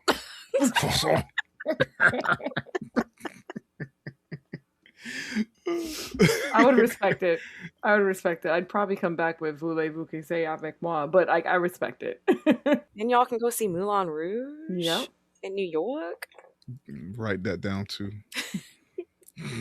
But next we see Andy dropping off the book of Miranda's again, and she calls her into her room, and this is the first time we see Miranda without any makeup or dressed up at all. I don't want to say she looks a mess, because she could just be ready for bed, right? She just don't got shit on. No, she visibly looks like she's been crying. Yeah, they did that on purpose. Her eyes are puffy. Yeah, she looks distraught. So she explains that they need to move Snoop Dogg to her table.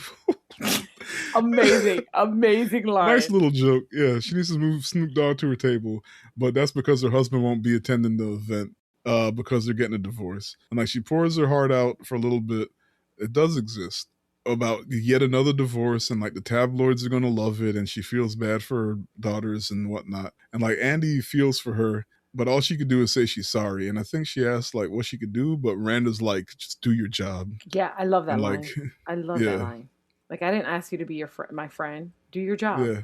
Rearrange the seating. And it's like, I need Snoop Dogg at my table. And I think she says, like, next to the Shah. Like, it's just the way she describes the guests already is wild. But at the same time, would you be surprised? Like, if you saw, like, the Met Gala or something, and, like, where Snoop Dogg was sitting, and he'd just be doing shit. Yeah, no, not at all. I feel like it was definitely giving a little bit of Martha Stewart and Snoop vibes with that.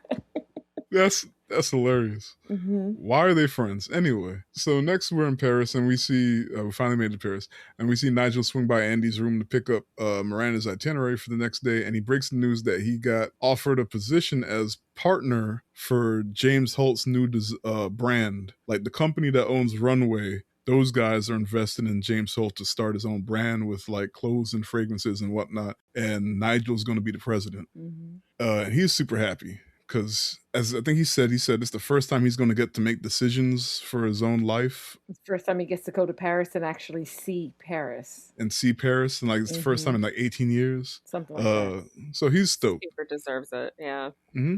And of course, Andy's happy for him because like Nigel be holding her down. Yeah. And they had that little like quick moment where they celebrate the fact that she's now a size 4 and she put her outfit together herself. So I didn't catch the size 4 thing, but I caught that she put the outfit together. No, he goes, my work here is done. And then she says something and he goes, you bet your size 6 ass. And she goes, she doesn't cheers with him. She goes, 4. And he goes, really? And she's like, yep. And he's like, oh, turn around. Let me see it. Like, that's funny. Yep. So that's how you know she's truly drank the Kool-Aid, because now she's here. She's arrived. Yeah. Because 4 is one of the sizes that they do have. Yes.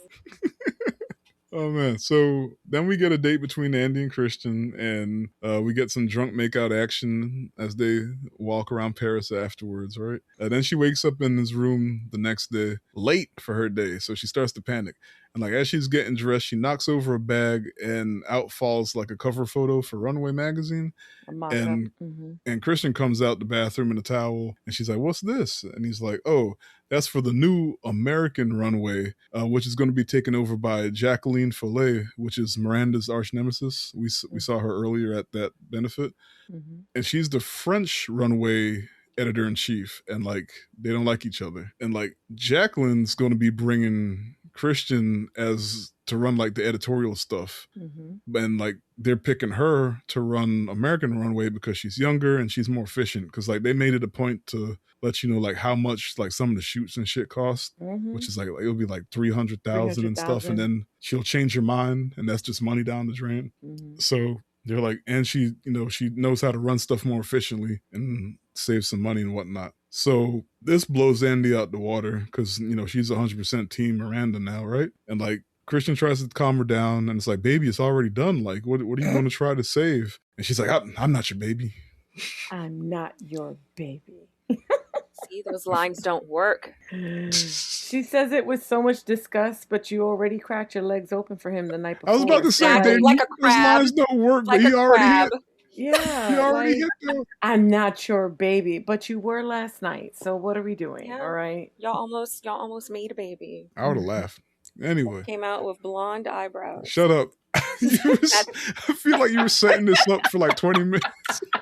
Because that shit's natural. it's so Homegrown. Bad. It's so bad. Couture. Oh man. So Andy runs out trying to call Miranda and whatnot. She finally gets to her, and like, or she's in a room, she's in a meeting with I forgot the dude's name, but he's like the boss, Irv. or like one of the partners, Irv, yeah, one of the partners that owns the magazine. And Miranda like sends Andy away, like, girl, what you doing? Get out of here. And then she finally gets to her at the event that they were going to, and she tells her everything, and Miranda doesn't care. No, and she just she starts fussing about the. Do I smell freesias? She starts talking about the flowers. If I see one freesia, I would be very disappointed. And like Andy looked like not hurt, but like she was confused. Like, yo, I just told you that they trying to get rid of you. And so the event starts, and like Miranda goes up to speak to everybody, and she announces that like Nigel, or she looks like she's about to announce that Nigel is about to be the president of the James Holt brand that we found out earlier, right? Like the setup is there and everything, but most people's surprise, or at least the insider's surprise, she announced that Jacqueline Follet is going to be the brand president. And like Andy's confused, Nigel is hurt, even Christian's like, what's going on? And like Jacqueline stood up and bowed, smiling, and like the boss, Irv, he like kind of nods, so it's like he's in the know too. So she didn't just go up there and go rogue, right? Like she did something in the background, but like Nigel really was hurt, and like Andy confused. So, and like the camera sits on Miranda's face for a moment, and she just has like this devilish look on her face. Not even a smile, just like a smirk. Did you catch the nuance in the camera shooting where they showed James Holt's face as he's looking at Nigel when the announcement's made? No, I didn't catch that. Oh, it hurts me. I saw him afterwards. Yeah. Is it like? I don't know. It's like because like he's like flirting with him with his eyes leading up to the announcement. And then as soon as the announcement is made, he kind of looks him in the face and like smiles, but it's a weird nonchalant like, like that this is the way we decided to go. Like even though I had offered it to you and everything like that, it just felt so like impersonal. If like I can feel it. Like that actor's really good about making me kind of want to slap him in that moment. Ain't he from a Law and Order or something? He has been on Law and Order. Yeah, he plays a everybody CSI been on guy. Law and Order. Yeah. Okay. I knew I'd seen him before. Yep. But yeah, so that happens.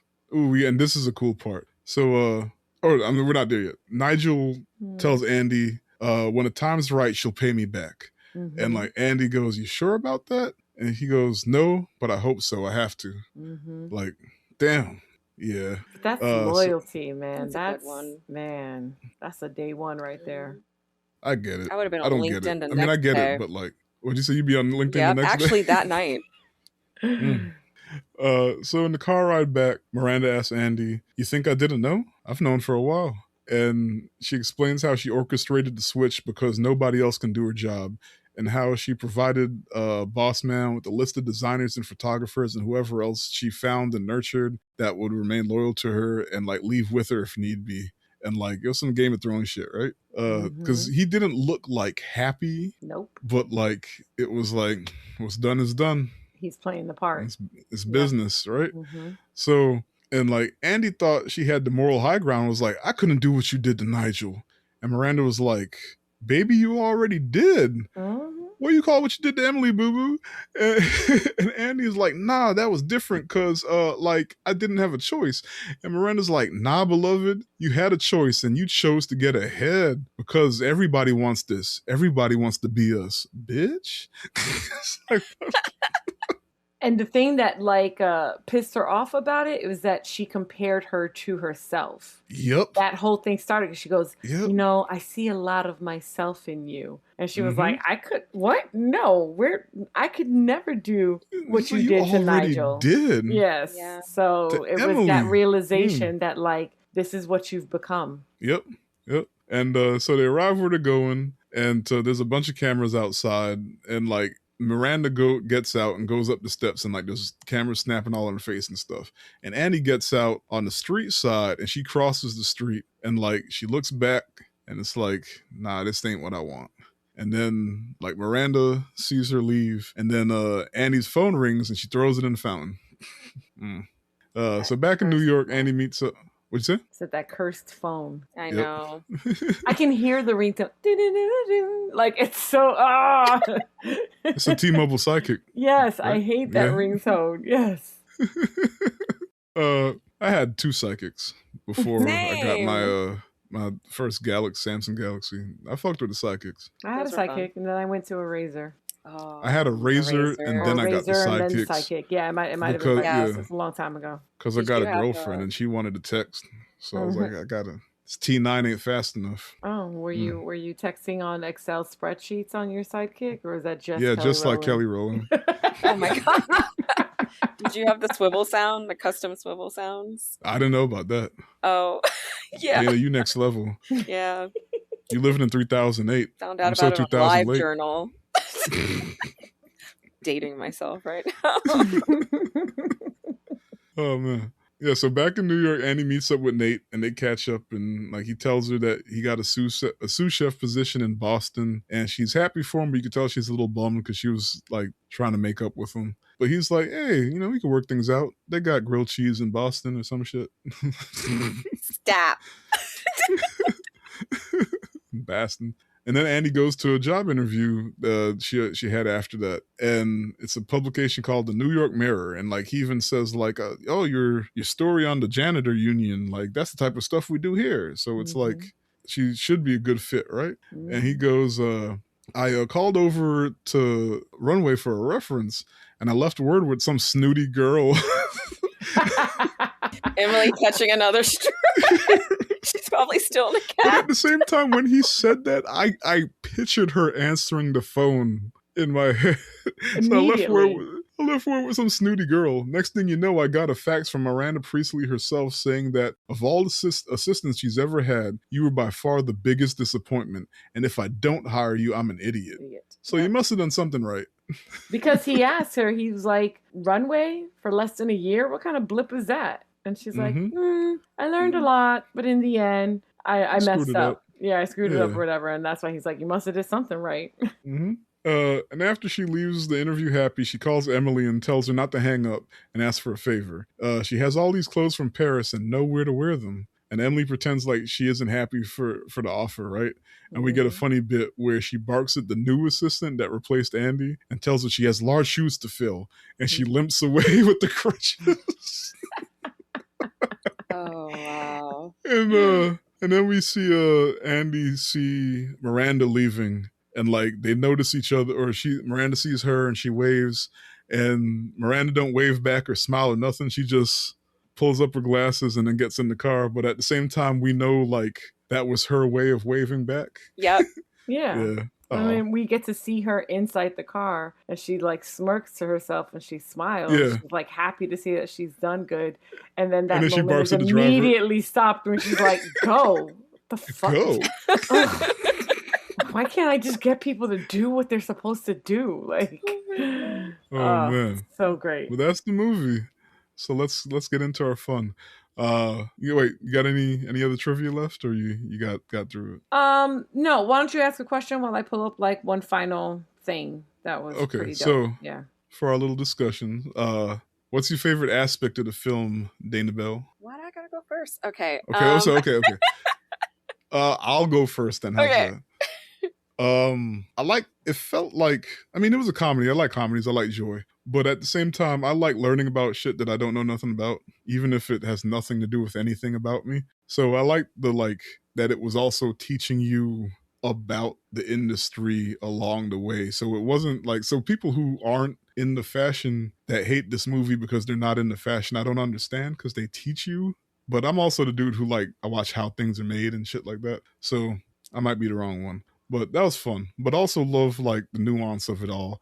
And like everything kind of circles back and like comes to fruition. And like how like Lola explained everything along the way. Like, you know, this was set up in the beginning of the movie, even down to like the final, like the talk in the car when she's like, you know, people want to be us. Like that's all like the whole movie kind of built up to that moment. So it was pretty good writing. Yeah. I guess I gave two things. But I enjoyed it a lot too.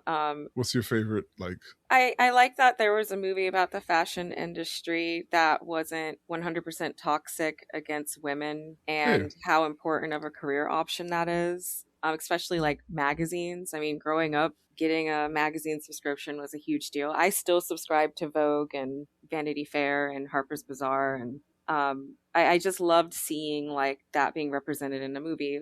Like you said, for somebody that might not know much about it, so they can learn about it. And I feel like they did it in a really respectful way, and they didn't do it in a way that like talked down on the women in it, which was a breath of fresh air, because it can have some pretty harsh stereotypes. I feel that. Lola? It really was the fashion for me. And, you know, I think about... Clearly Miss Pinterest. Yeah, well, but I think about like, what did I have? A lot of major decisions, I feel like in my life, I've always somehow gotten an idea or an inspiration off of some version of pop culture, and a lot mostly from movies. And talking about dating ourselves, I think up until that point, the only movie that I vividly remember looking at for how to potentially dress myself in the corporate world was the movie Two Can Play That Game, where Vivica Fox is like this like fancy lawyer chick or whatever, or some like marketing sales exec.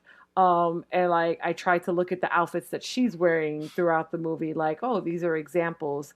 And I think for individuals like me that were potentially first gen going into corporate type settings and, you know, not having those representations immediately at home or within your family, what are your options to look at? So being able to see, even though we didn't have diversity in the movie in that sense, just being able to see how they paired these different outfits together, what the overall look was and stuff like that, really just expanded how I thought about fashion and about clothes, and being able to like mix and match materials and colors and stuff like that to have an overall look. And it's funny, at that time, the costume designer who Tiff mentioned earlier was nominated for an Oscar. She spent over $1 million on that budget for the clothes, and it was the most expensive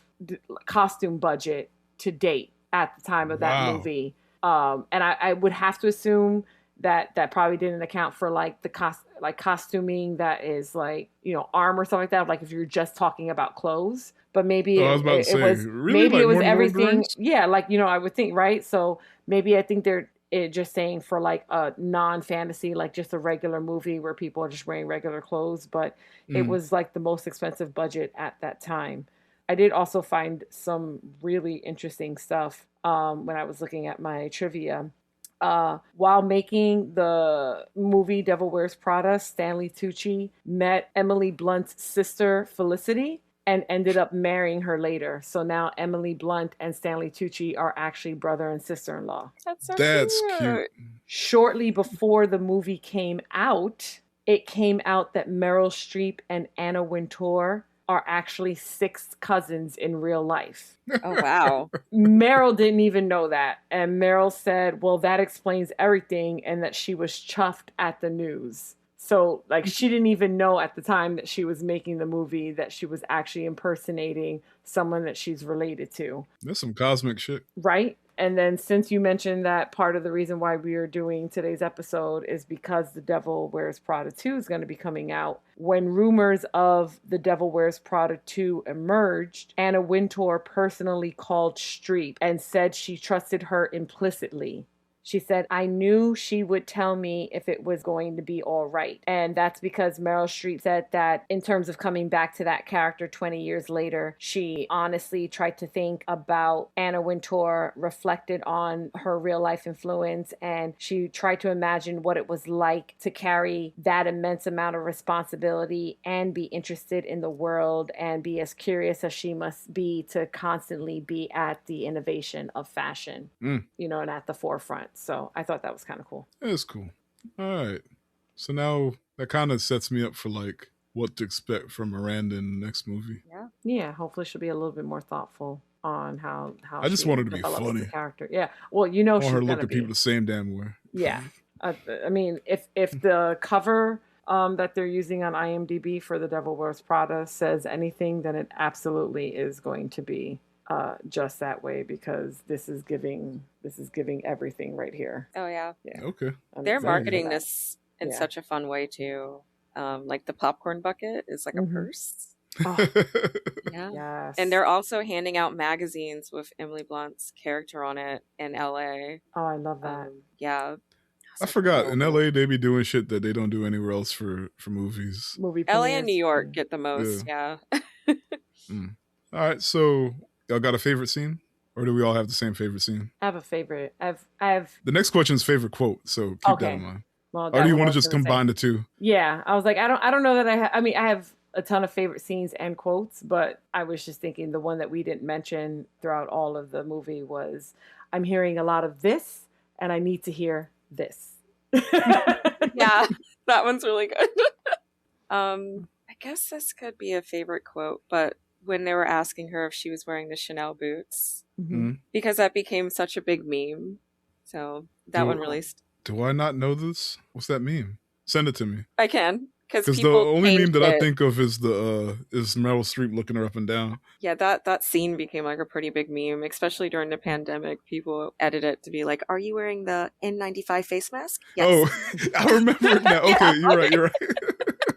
So that scene really stuck with me because of that's funny. Oh, I also like when Andy goes to Nigel and says, I think it's when she's telling him that Miranda moved up the viewing for the James Holt Spring Collection, and he's like, did she mention why? And she's like, yeah, she told me every detail of her decision making, and then we brushed each other's hair.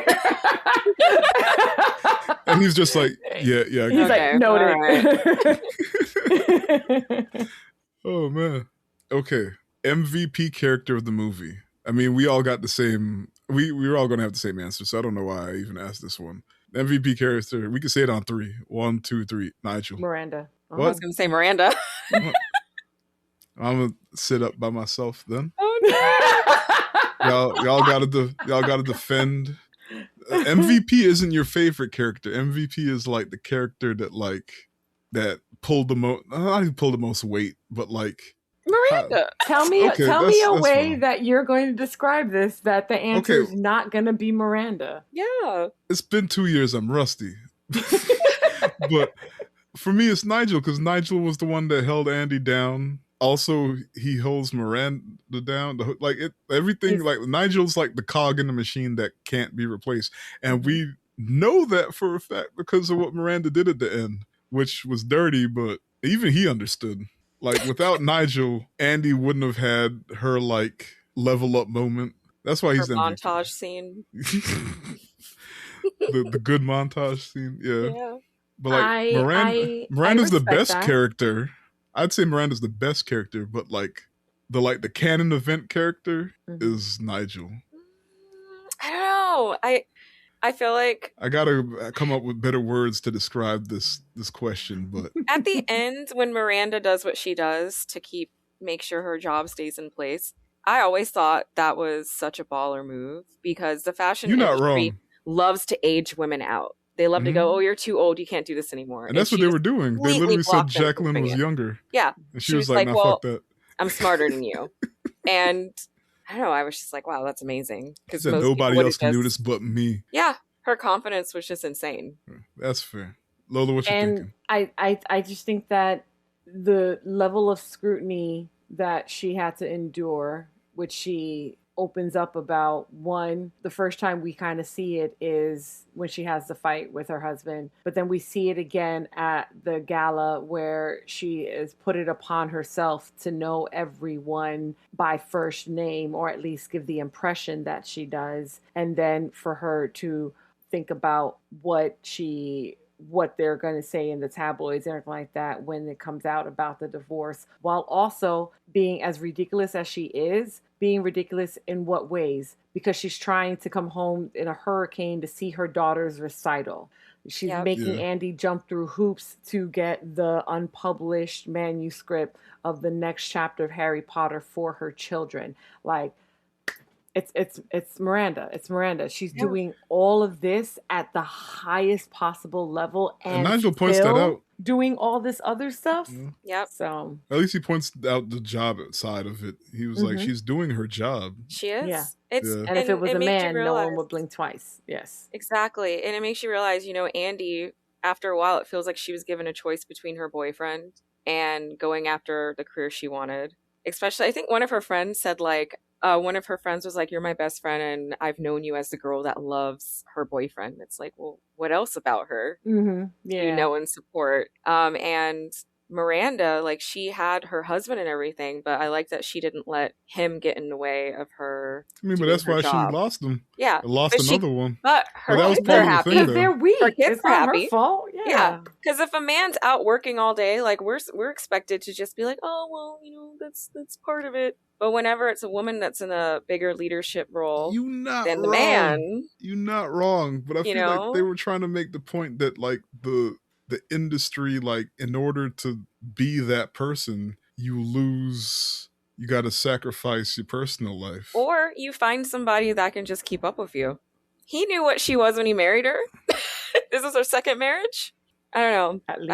I feel like sometimes you see I people mean, like I can't headstrong argue with you women. because I said I Yeah. would gladly make grilled cheese for Andy and shut up. Yeah. So I mean, I kind of always wanted to be the breadwinner when I was a little girl, so maybe that's why seeing a character like Miranda and then growing up admiring women like Anna, you realize like, oh, women can do that too. We can Mhm. be in that role too.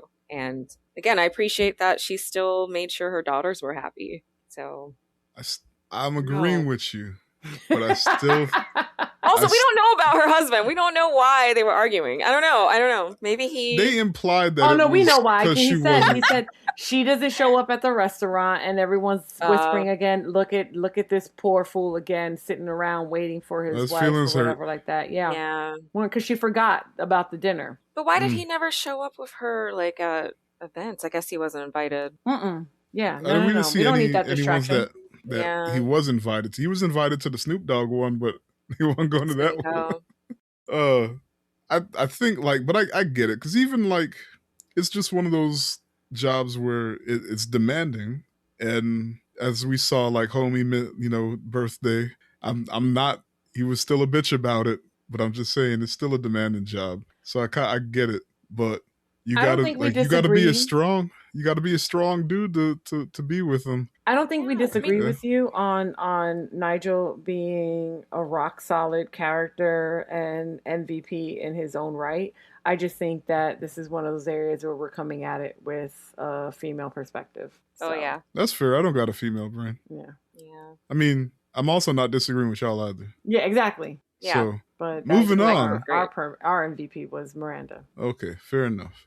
Miranda wins because it's 2-1. No, Well, if Kareem was here, it would have been 3-1, just so you know. Oh, 100%. 100. He would have been So, like, no. Anyway, uh, so my favorite question, Dana, favorite character, but what character are you actually? Do you remember this from back in the day on the internet? favorite character is Emily. Okay, but what character are you actually? Unfortunately, I feel like I'm a lot like Andy.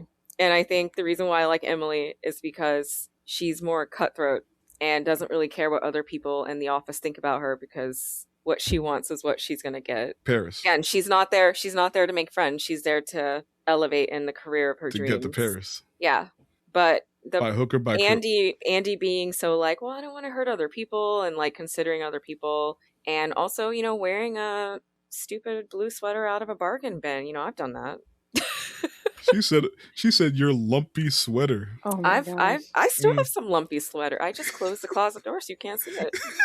So, They Yeah. also, when they gave her that line, they just told her to pick a shade of blue, and Meryl Streep was the one that chose cerulean Cerulean. as a shade of blue that she Because was I damn going sure to was use. like, is that cerulean? And I was like thinking about Pokemon. Is that the color of Misty City? Stop. Anyway, Lola. My favorite character is Miranda. I think I am probably Nigel.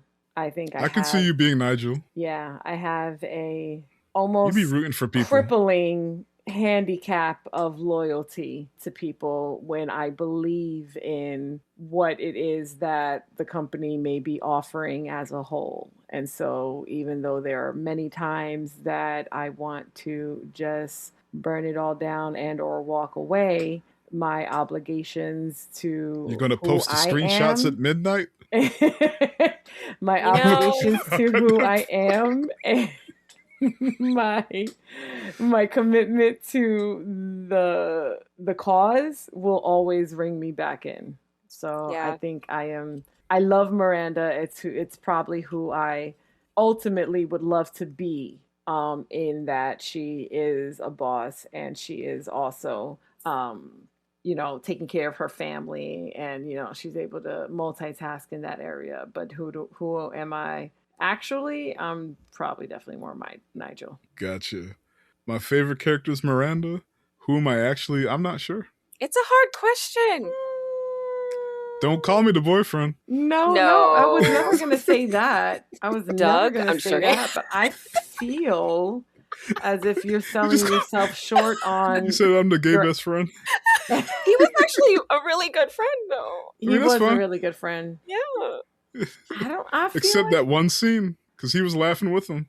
yeah. That was the only time. That was the only time. I mean, but we all have asshole tendencies, so that's fine. But Yeah. no, I think you have a little bit of Emily in you that you're not trying to acknowledge. Got to tap into the Emily. You have, there is some Emily in you. I've heard you say your piece, and I know that there's some Emily in you that By the won't way- hold their tongue and say what's really on their mind. So All right, I'll Lola. accept it. You telling him that, I realize that I am full of it because Tiffron's heard my rants. Maybe I am Emily. Sending him We podcast are length Emily. rants. Sometimes she's like, "Buckle up, here's a podcast."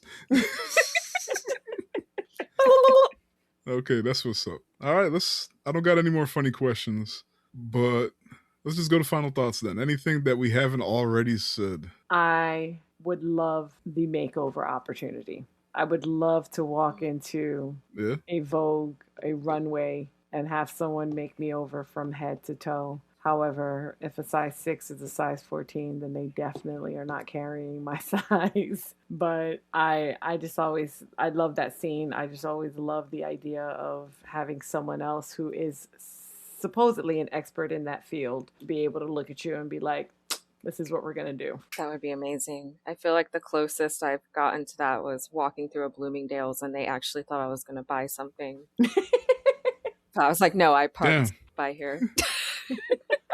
Store is rich.